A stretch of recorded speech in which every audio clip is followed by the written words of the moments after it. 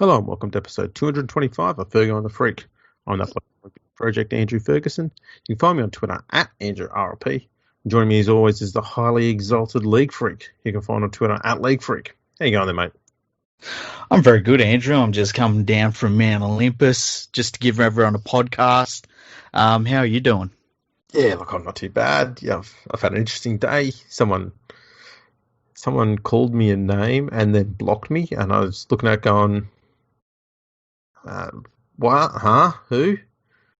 Fair enough. That was interesting. I prefer to know what it is I've done and said to someone to cause them to block me, so that I know to keep saying that same thing over and over again. Oh man, there's a whole list, Andrew. Yeah, I mean, and this is the thing. This just irritates me because I don't know what it was because I've said an awful lot.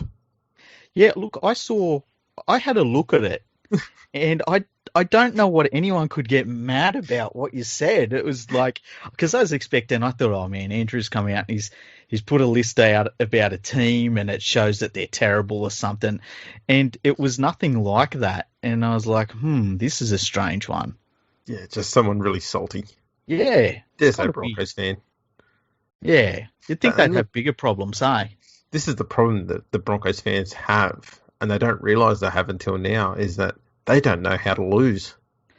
You know what? It sounds funny, but you're right. And I was thinking about this today when the Bulldogs were leading the Canberra Raiders, and for a short time on the live ladder, the Broncos were in last place. And I thought, are people going to look back on this season when the season stopped at one point and we have this global pandemic and people are dying, and they're going to see footage of Broncos players crying because they lost football games?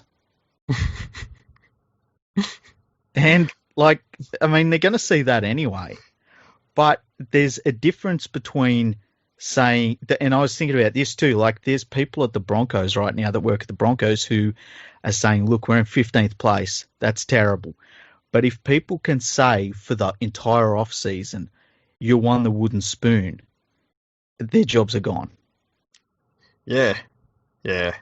It's a crazy time. It really is. I, for one, hope that, coronavirus has brought us a lot of misery. I think the one joy it can bring us is a Broncos wooden spoon. I agree with you. And I think that's the gift that the virus should give back to us for all the shit we've had to endure. That's true. It's been a weird year, but there is something kind of strange seeing. And look, you and me, I'm a Panthers fan, you're a West Tigers fan. We can lose. We know how to lose. We've done a lot of that. But to see a club just completely implode and literally have players crying because they've lost games, it's very strange. And yeah, I'm gunning for that Broncos spoon. Yeah, I want it so bad. So, talking about terrible performances this year, we come up with basically what happened was Trent Robertson, who's the coach of the Sydney Roosters, a few days ago, he was really critical of clubs that were sacking coaches mid-season, and he said it was a disgraceful thing and the Coaches Association should be stronger and clubs should be held responsible for sacking coaches and things like that. Hang on, there's a Coaches Association? Yeah, there is apparently, and I think they want the NRL to fund them as well, which is pretty funny. But anyway, and you and me got talking about who are the coaches that were sacked this year that didn't deserve it. Now, you've been a historian. You were like, your exact words were, bruh, leave it to me. I got this. And I was like, okay, Andrew Ferguson, that's fine. And so you put together a bunch of statistics on the coaches in 2020 who'd been sacked and compared them to other coaches in the modern era who also didn't have great records. Yeah, so what we do, so what we first did is we thought we'll look at the records for each of the 5 coaches who have been sacked in 2020 and have a look at, what their records were like. And, the worst coach this year, obviously, who got sacked for win percentage was Dean Pay. He only won 11% of his games this year. The next worst was Anthony Siebold, who'd won 23%. Paul Greene won 30%. Stephen Kearney, 33%. And Paul Mcgregor won 35%. Mm-hmm. But then we looked at over their last 50 games, so we gave them all a fair chance. Yeah. And we threw in a few other coaches. Obviously we threw in Matty Elliott. Yeah, we wanted to see. We wanted to, he's our measuring stick, I guess, so we put him in there. I also wanted to throw in Jason Taylor, so he's in there. Nathan Brown's last 50 games as coach is in there, which means it gets the majority of the Knights' time that he was there. Mm-hmm. And Tommy Radonicus. Yeah, because we've been talking about that West team that he coached towards the very end of the 90s and how bad they were. And, there's no way that you cannot say that wasn't a modern-day rugby league club and their record was terrible. And so we wanted to see how basically, because he was the worst one we could both think of, right? Yeah. We wanted to see how period. Everyone rated against him. Yeah. So out of all of those coaches and the 5 who got sacked in 2020, we found, probably to your great surprise, that Matthew Elliott had the best win percentage. He won 44% of his games, 22 out of 50. Yep. With a points difference of just minus 87. Yes. And you look at those stats and you say, you know what? You put all of the other caper away and you go, that's pretty reasonable for a bloke who actually lost 6 games more than he won over 50 games. Now, that is true. Okay. My counter to that would be... Oh, look, I'm sure there's counters. There's going to be counters. Let me open the tome. Yeah. Hang on. Let me grab my soft, comfy chair. Yeah. Just put your feet up. Just enjoy the next hour and a half. No. My counter to that would be, I think of all of the coaches we're about to talk about, for a collective group of players, I think Matthew Elliott had, if not the best group of players, definitely one of the top 2 or 3 groups of players.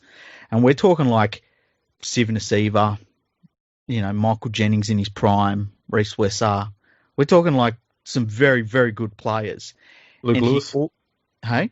Luke Lewis, yeah. Wade Graham.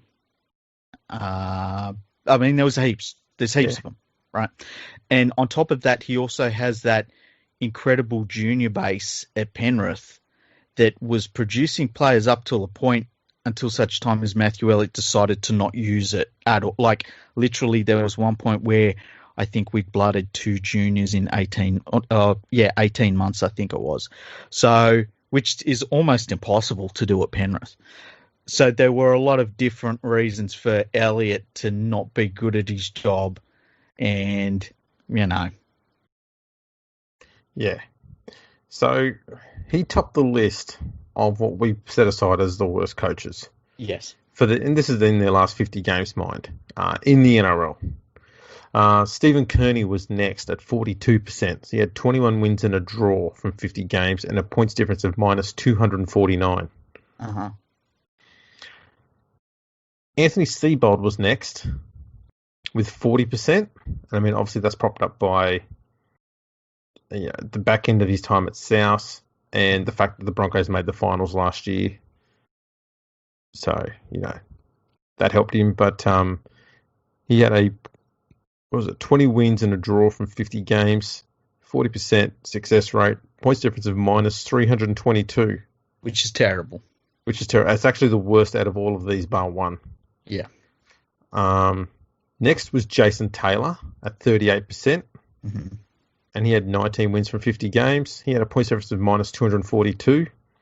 Nathan Brown also had 19 wins from 50 games at 38%. His points difference was minus 259, so 17 points worse than Jason Taylor. Yeah. Let that sink in, Tigers fans. It's also worth noting, Tigers fans, that Jason Taylor, his side, conceded 1,251 points, which was 54 points more than what Nathan Brown's teams did in those last 50 games. Yeah. Not good. Paul Greene is next, 18 wins, Yeah, 36%. Points difference of minus 235. Sorry, minus 235. No, minus 206. Sorry, I was reading the wrong line. Paul Mcgregor also had 18 wins at 36%. His was minus 235. Dean Pay was only 1 win behind them with 17 wins at 34%.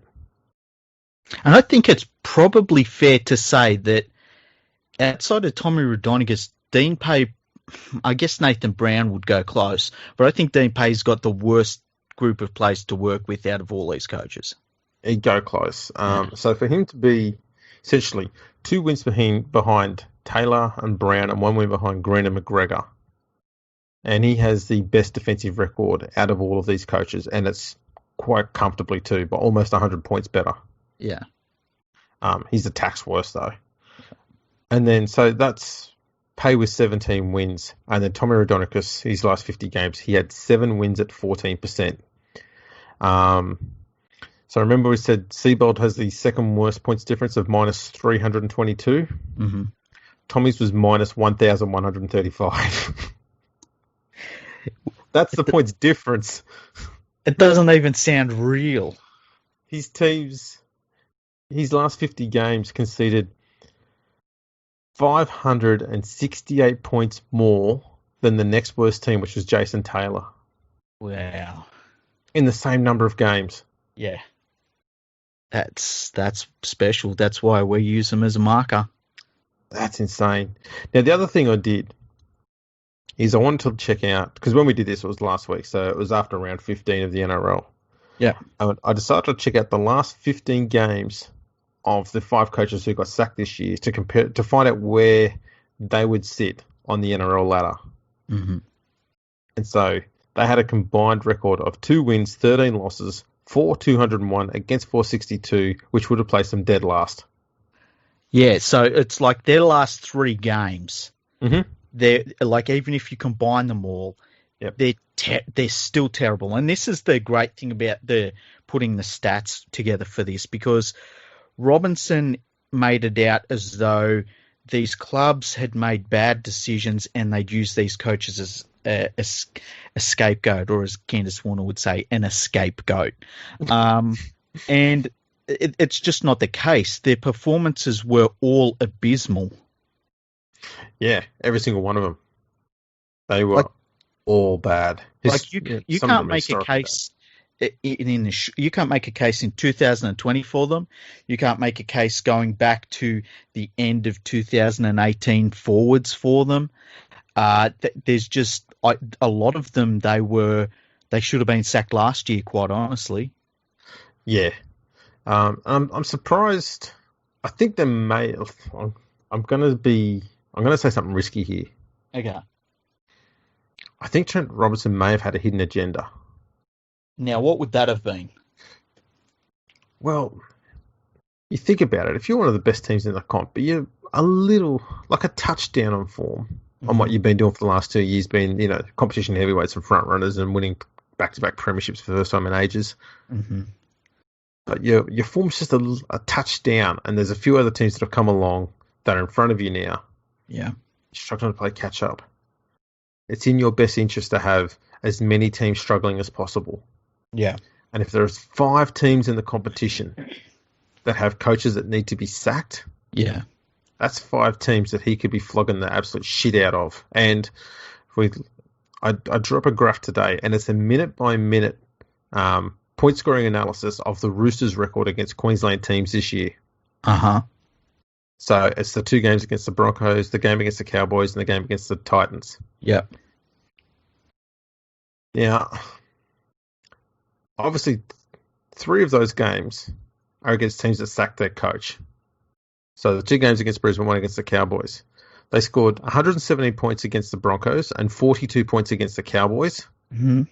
Just 18 against the Titans. Okay. They're the team that didn't sack their coach. Yeah. They only beat the Titans by 6. Now, I mean, all the Brisbane teams, or the Queensland teams, sorry, they've had terrible seasons. It's weird when you hear the commentary for Roosters games, because if you didn't look at the ladder, you would think that they've won every single game ever, maybe. And, and they're then about to get better because Sonny Bill's coming. Yeah, oh yeah, he's gonna. Oh. There's just no chance now. He's got a And Bentley. Did you know? I know it's you know what? It's an expensive Bentley. Yeah, that's right. He isn't going for the cheap Bentley because No. they exist. He's actually been a boxer and won like boxing fights. Yeah, I Sure, thought they may have been against overweight greengrocers and taxi drivers. he beat the fuck out of a guy that was stacking shelves in the Woolies, man. You should have seen it. And let's be honest, he was only stacking the bottom shelf. Yeah, poor bloke. I actually was very. I was very. I thought a lot of that guy, right? Because he was like everyone, and it's funny leading into that. You had all of the journalists saying, "Oh, Sonny Bill Williams is a super athlete," and then he faces up against this guy. This guy was like, "Yeah, I'll fight Sonny Bill Williams," and I thought that was really commendable. Oh, bloody oath it is.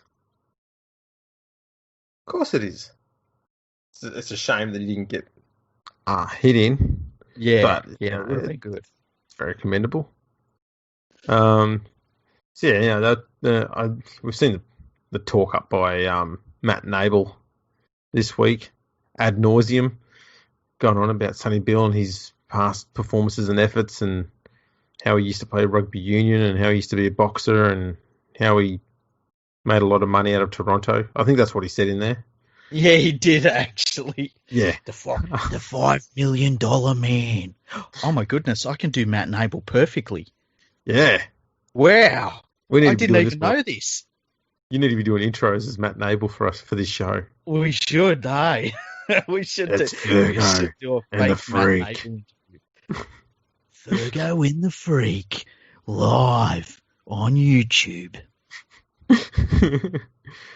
That's brilliant. So I think every coach who got sacked this year was actually the right decision by all the clubs. 100%. And all the coaches who walked away, if there was any of those, they all made the right decision, albeit probably for some of them a bit late. Mm-hmm. I think, the only one for me that timed it in a career-saving manner, I believe, was probably Paul Greene, for the simple fact of his last 50 games had been terrible, that he didn't have the ability to really rebuild that Cowboys team, it didn't seem like. And he was unlucky. Kalyn Ponga leaves. If Kalyn Ponga doesn't leave, the whole club is built around him going forward, and that's a massive blow to lose someone like him. But I think also, too, if Ben Barber had not been a dickhead, yeah, after the season he had at St Helens, and the fact he won a title at the Sharks as well, he was back in some damn good form. Yeah, and if he had stayed dickhead free and just focused on playing good footy, that's a different outfit there. They don't need Valentine Holmes, and they've got a genuine playmaker in top form at fullback. I also think that when he left after a good performance against Penrith. They got beat pretty well, but it was still not a bad performance against Penrith. And the club immediately started to tank to the point where, when he left, they were probably the middle of that bottom 8. And since then, they're losing every game. And I think that he can at least point to that and say, hey, I was coaching a bad team and look how much worse they got when I left. And that's something, unfortunately, Dean Pay can't say, in that he was coaching a poor team. And when he left, they kind of looked a little bit better, which is a bit shocking. Yeah, the Warriors are the same. The Warriors are the opposite. We kind of thought that, everyone knows that Stephen Kearney is not a great coach. Yeah. But I don't think anyone expected the Warriors to improve in performances as much as they have, especially with the rookie coach there. 100%. They were miles ahead of the Knights. They brought the Knights way back to the field in that performance on the weekend. It's weird with the Knights because, and I think I might have said this a few times this year, I never thought of the Knights as being the team where they were on the ladder. I always felt like the Knights were a 9th, 10th, 11th place team, but you can't take away where they were on the ladder. But that game against the Warriors, and look, the Knights have a few injuries now, but that's kind of the team that I expected the Knights to be all year. I And think a lot of people would have thought that the Knights and the Sharks would have been in a similar sort of field. yeah. Look, they are. When you look at the ladder, they're like neck and neck. But and I think that maybe what's also helped them is a team like Manly just the bottom fell out of their season. So lost one that player, helped fell them. apart. Yeah, and then I think a lot of people almost expected the Dragons to be better just because their lineup isn't that bad, especially at the beginning of the year. It wasn't too bad. And so I Yeah, think that those two teams, the Sharks and Newcastle, have really made out on some other clubs not performing at all.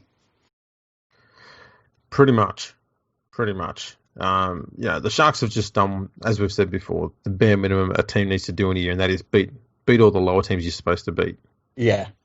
That's what they've done. And if you're ever going to be an 8th place team, that should be your end goal every year. If you beat just the teams you're supposed to beat, you'll finish 8th. Yeah. 100%. So that's all they've done. Do you mind if I throw a few my power rankings I've completed, which is entirely stats based with zero opinion attached? Yeah, I would like this, and I've seen you post them for the last few weeks, and I think it'd be a cool addition to the podcast. Alrighty. So I don't know if anyone's heard me do this one before, but the way it works is you earn competition points based on the ladder position of your opponent. So the higher your opponent, the more points you win if you beat them, and the less points you lose if you lose to them. And it's the other way around. So, for example, if Penrith beat the Bulldogs, they win the minimum amount of points possible because the Bulldogs are last. Yeah. If Penrith lose to the Bulldogs, they lose the maximum points and the Bulldogs earn the maximum points on the ladder. Yeah. So it's a huge turnaround in points. And points for and against are calculated in the same way. So you earn more points for scoring against teams who are higher on the ladder than you are, and it's multiplied by less than 1 if you score points against a team lower on the ladder, because they're low on the ladder. It should be easy to score against them.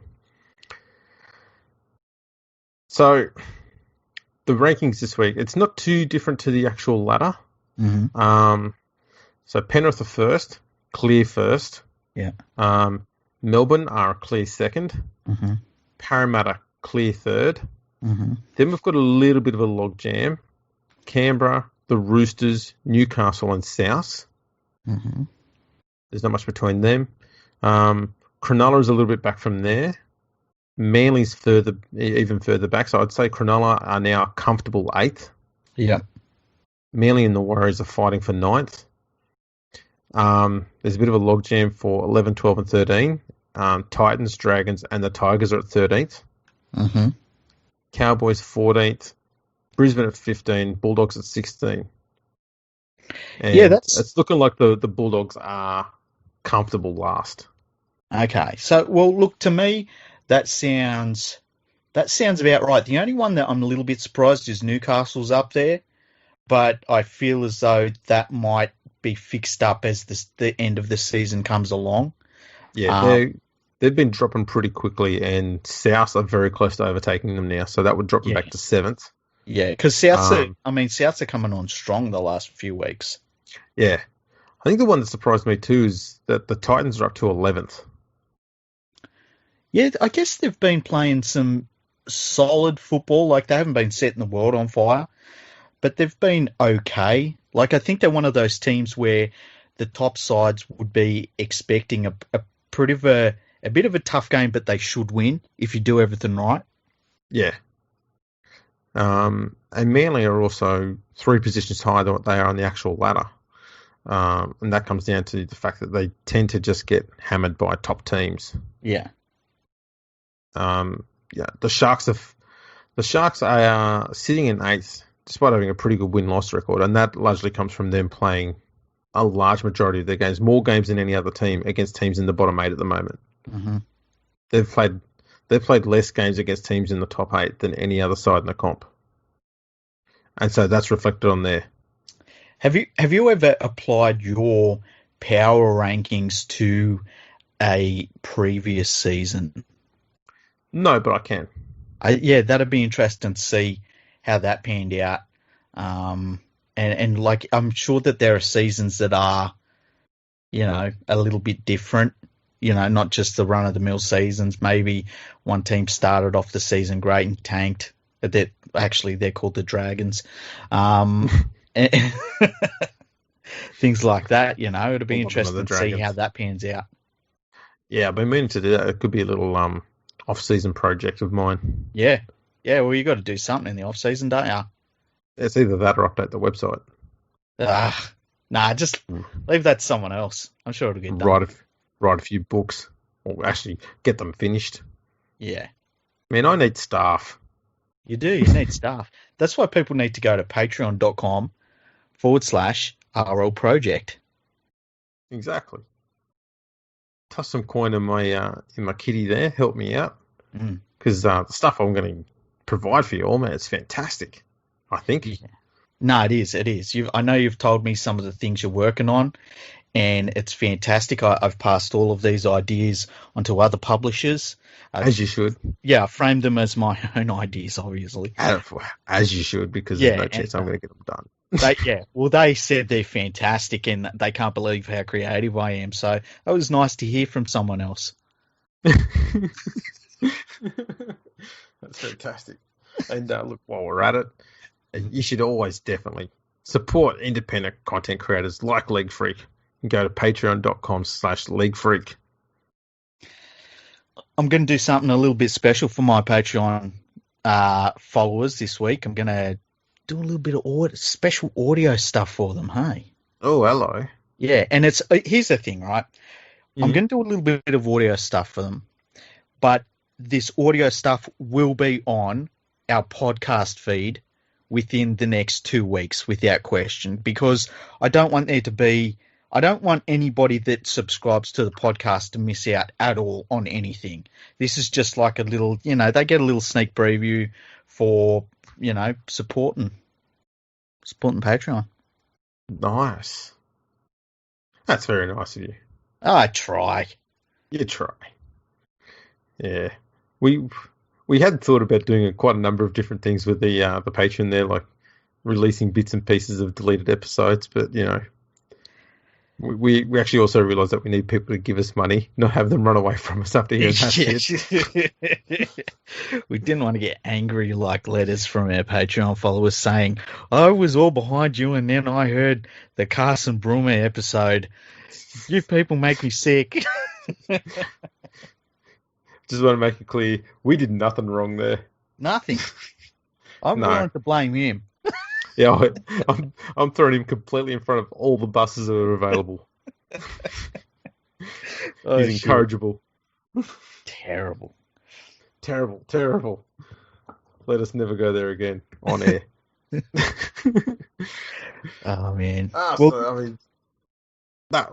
Should we wrap that on up, or did you want to throw in some emails, or what would you like to do? We haven't got too many emails about current events and things like that. I reckon we wrap this one up because we've got some plans to do, put some more content out on the back of this, even within the next 24 hours. So it's only a short episode, but we're planning on more going forward. All right, let's wrap this one up and put it to bed then, eh? Excellent. Sounds good. Alrighty. Well, thanks for tuning in, everyone. Make sure you always check us out on Twitter and Instagram at FergoFreakPod. We're on LinkedIn, YouTube, Facebook. Also, check out our website, FergoOnTheFreak.com. You can leave us a comment on there. You can also drop us an email, Freaky. Yeah, go to podcast@leaguefreak.com and just leave us an email about whatever. The other thing you can do is if you go to FergoOnTheFreak.com, I actually posted the 4.5-hour live episode that we did yesterday. So, yeah, have a listen to that because we had a lot of fun doing that. That was brilliant. Just as a taster, in around the 3-hour mark, maybe 3.5-hour mark, things got a little bit loose. So we started talking about the Guardian Ralph Rimmer's teeth. Oh, yeah. Yeah, that was... Yeah. It was bad to watch. What else did we talk about? We talked a lot about the Panthers versus West Tigers game. I actually gave my Australian team lineup if it was named probably last week. And yeah, an Exiles team. Yeah, we put together an Exiles team. I forgot about that. Yeah, we did that on the fly. Yeah, that wasn't pre-planned at all. No. What else was there? We come up with a few Super League themed pizzas. Yes, we did. Yeah, if the Ralph Rimmer talk was loose, that was sloppy. Yeah, we went really close there where it was like, oh man, should we actually leave this up? Oh yeah, let's see what happens. We left it there, so go easy on us. Yeah, and as always, give us a review and a 5-star rating. Make it a good review, obviously. We'll put it up on the website and we'll read them out on air, and we'll make you famous. Yeah, we can't wait to hear your wonderful thoughts about the podcast. And last but not least, don't forget, check out our good friends at manscaped.com. Go over there, grab yourself any product that they have there. When you get to the checkout, type in NRL. That's our code that we have set aside for our listeners, so you get a 20% discount, free shipping off everything they've got there. So that's manscaped.com. Check them out. I highly recommend it. Yeah, and on that note, thanks for tuning in, everyone. Catch us all next time.